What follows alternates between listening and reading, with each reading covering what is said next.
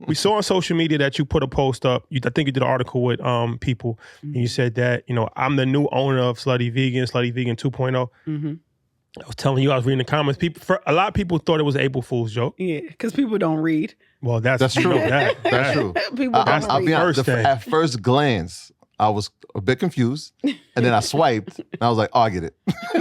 Yeah. So some people thought it was an April Fool's joke. Uh-huh. Some people thought it was just a publicity stunt. Mm-hmm. Some people actually thought that you were serious, but still didn't understand fully. Mm-hmm. So, okay. Nah, don't skip. Then the Maury thing came, and I was like, well, that's why they thought. That's why they thought exactly. April Fool's joke. Okay. So what happened? Well, first of all, it's interesting because I want this episode to be a true educational episode for people. I want when they walk away from watching this, they've learned so much. They have a different perspective on what entrepreneurship really is. Mm-hmm. Because oftentimes people see the lights, they see the flowers, they see the accolades, they see the accomplishments, but they don't see those sleepless nights. They don't see when you have to make difficult decisions on how to maneuver and navigate through your business. And I want to be able to show all sides of that, because I feel like when entrepreneurs have range, that is what makes them able to go in a room and dominate.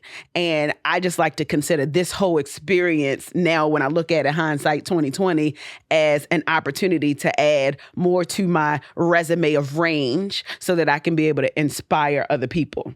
So let me take you back. Y'all know I had this company since 2018. And Slutty Vegan has done a lot. We have grown tremendously fast. We have gotten a lot of accomplishments. I've graced the cover of Essence Magazine, Inc. Magazine, made the Time 100 list, all the Bloomberg lists, every list, Ebony Power 100, Headline InvestFest. Everything that you think of, we have done it. There's nothing that I have not done. I have crossed off every single list, right? And we have done a lot of great things over the years. So I had a really strong 6.5-year run, just as far as marketing, media, press, publicity, right? And when you think about restaurants have like a shelf life of about 2 years, right? And once you get into that third year, it usually gets a little rocky. But fortunately for me, I built something that the world knows, loves, and appreciates.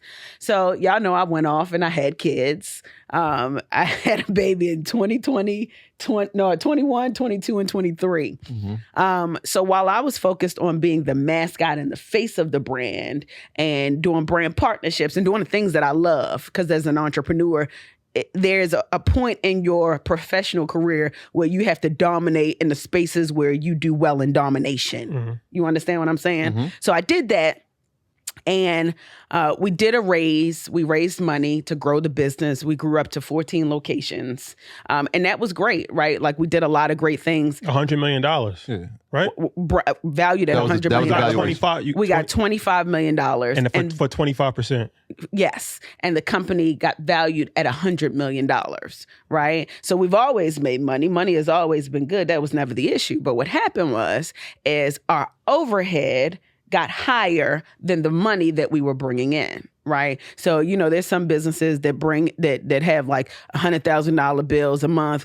Our bills were like $1 million a month upwards too, right? For all the locations. For all the locations. Mm-hmm. So when you're growing really, really fast and you got this really good thing and everybody's coming off, you get sold a lot of stuff. Right? So like, there's software, there's technology, there's all of these things. So the leadership is just bringing all of this stuff in, right? And it works for what we have going on, because AI is the future. All of the technology is the future. But what we didn't realize is up under the hood was suffering, right?